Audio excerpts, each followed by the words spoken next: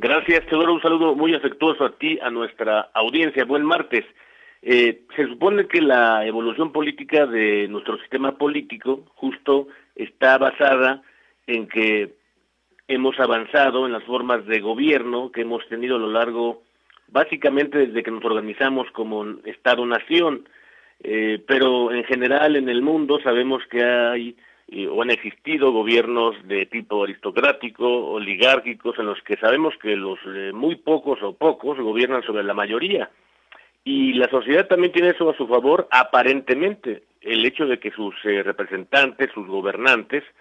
son electos de una manera, digamos, periódica y auténtica. Eso se supone también que es distintivo de esta democracia, y ahora vamos a ver si nos dirigimos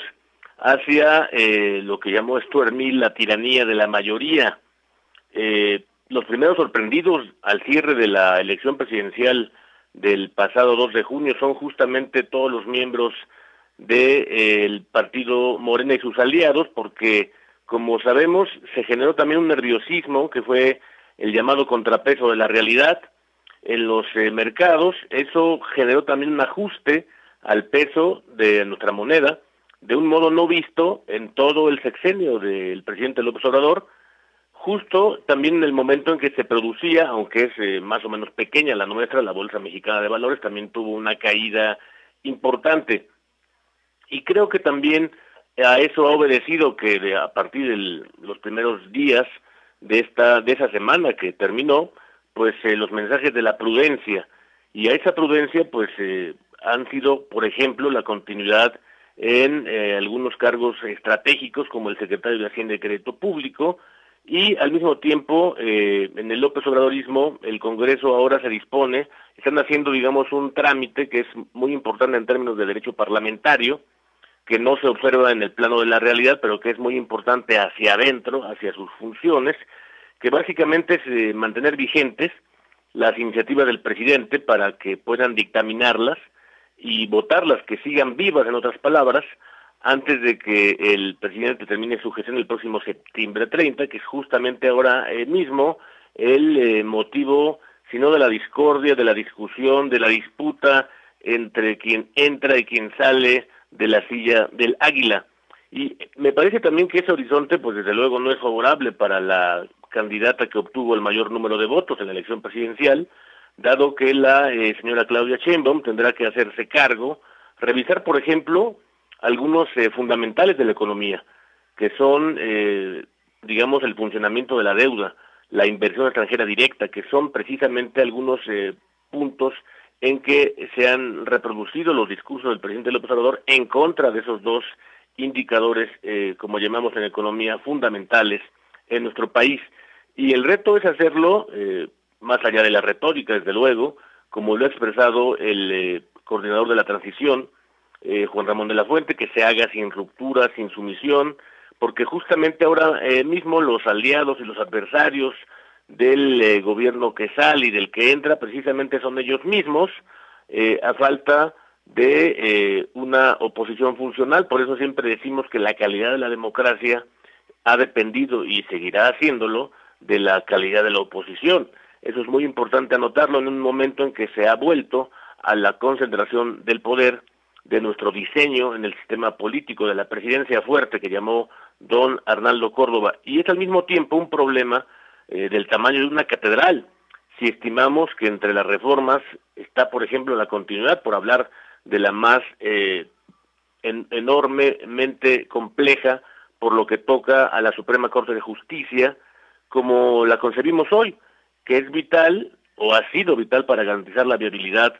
de nuestro país como una república que tiene división de poderes y efectivos contrapesos hasta el día de hoy que estamos hablando, porque estamos cursando día por día, y la incertidumbre va de la mano de las dos actuaciones de la actividad del mundo de la política y de la economía, como lo hemos visto a partir de junio 3.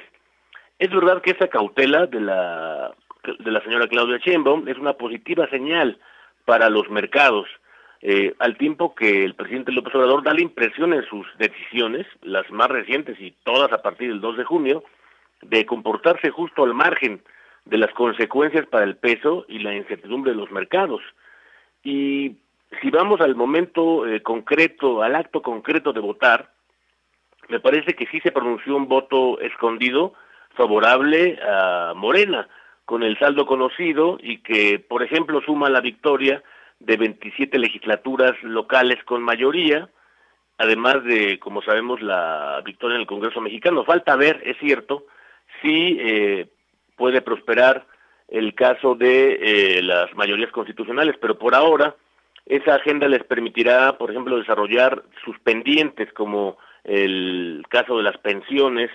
a los rangos de 65 años, la Guardia Nacional que esté ya en la órbita de la órbita formal de la Secretaría de la Defensa Nacional, la reforma electoral que cambiaría o cambiará el diseño y alcance de los órganos electorales autónomos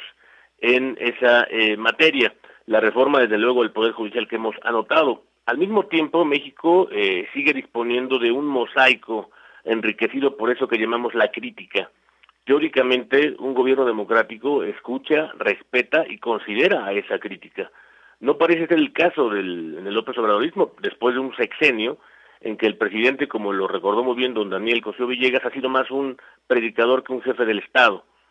Y es importante también hacer esa contextualización por lo que toca al voto favorable a Morena para, por ejemplo, 6 de cada 10 miembros de la clase media y media alta, y también qué decir de los miembros de la élite económica ampliamente acaudalada por las decisiones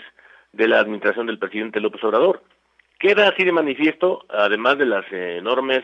disparidades que toca al presidente por haber recibido 50 amonestaciones de las autoridades electorales sin que ellas mismas se hayan pronunciado a ese respecto. Y el